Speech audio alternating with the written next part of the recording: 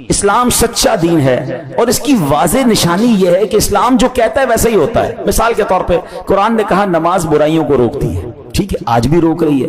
آپ 5 وقت صحیح نماز پڑھنے والے کو دیکھ لیں اور ایک بھی نماز نہ پڑھنے والے کو دیکھیں، عموماً میجورٹی آپ کو دونوں میں بہت فرق آئے گا کہ جو پراپر 5 وقت نماز پڑھنے والا ہے وہ بہت ساری برائیوں سے روک رہا ہوگا، کیونکہ نماز اسے برائیوں سے روک رہی ہے۔ تو قرآن نے کہا نماز برائیوں سے روکتی ہے، آپ اپنی آنکھوں سے نتیجہ دیکھ لیں۔ اسی طرح اسلام کہتا ہے سود معاشیات کو تباہ کر دیتا ہے، سود جہاں ہوگا وہاں کی معیشت تباہ ہو جائے گی۔ اب آپ دیکھ لیجئے سودی لین دین سے معاشرے میں بحران پیدا ہو جاتا ہے۔ جو لوگ سودی کاروبار کرتے ہیں ہم نے ان کے گھر بکتے دیکھے، فیکٹریاں بکتے دیکھی، تباہی آتے دیکھی۔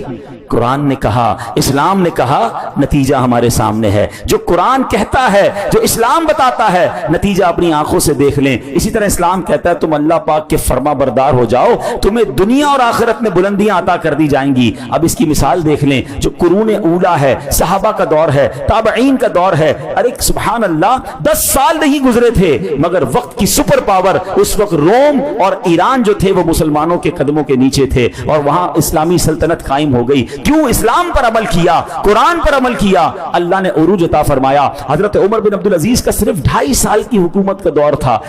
بتائیں 2.5 سال میں اتنا بڑا انقلاب کون لا سکتا ہے؟ معیشت وہاں پہنچ چکی تھی کہ لوگ زکوٰۃ لے کر نکلتے تھے، زکوٰۃ لینے والا کوئی نہیں ہوتا تھا، زکوٰۃ دینا چاہتے تھے، زکوٰۃ لینے والا کوئی نہیں ہوتا تھا، ہر طرف معاشی طور پر، اور اس طرح امن و سکون اور کاروبار بڑھ چکا تھا۔ کیا ہوا تھا؟ قرآن پر عمل کیا، سنت پر عمل کیا، شریعت پر عمل کیا۔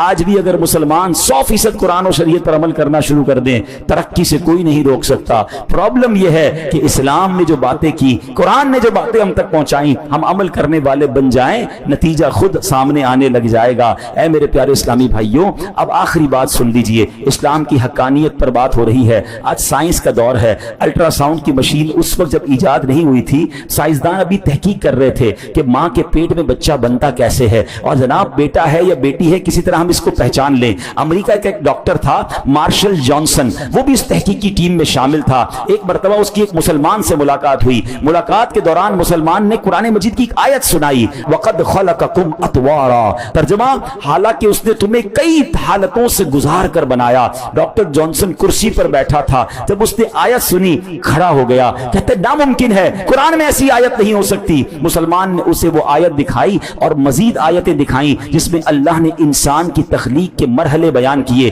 کہ ماں کے پیٹ میں بچہ کس کس طور پہ آگے بڑھتا ہے۔ وہ سنتا گیا اور پھر کہتا ہے یا تو تمہارے نبی محمد صلی اللہ علیہ وسلم کے پاس الٹرا ساؤنڈ کی مشین تھی، وہ پہلے الٹرا ساؤنڈ لگاتے تھے اور پیٹ میں ماں کے یہاں بچہ کیسے بنتا ہے، پھر یہ آیتیں انہوں نے لکھی ہیں۔ اور اگر 1400 سال پہلے تو پاسبل نہیں ہے مشین ہوگی، تو میں اس بات کو مانتا ہوں کہ وہ اللہ کے سچے نبی ہیں۔ قرآن اللہ کی کتاب ہے، یہ کلام اللہ ہے۔ انسان کو تو آج پتا چلا ہے، تمہارا قرآن 1400 سال پہلے بتا رہا ہے کہ بچہ کس طرح ماں کے پیٹ میں بڑھ رہا ہے۔ تو ایسی ایسی دلیلیں ہیں کہ جو جتنا قرآن میں ڈیپ ڈاؤن جاتا ہے، جتنا ریسرچ کرتا ہے، جتنا سمجھتا ہے، اس کے سامنے اللہ کی قدرت کی سبحان اللہ شانیں ظاہر ہو جاتی ہیں۔ مگر بات یہ ہے کہ دل پاک ہو، دل صاف ہو، یا اللہ نے ہدایت دینی ہو تو اللہ ہدایت دے دیتا ہے۔ اللہ مجھے اور آپ کو قرآن پر، اسلام پر سچا یقین بھی نصیب فرمائے اور اس کی تعلیمات عمل کرنے کی توفیق عطا فرمائے۔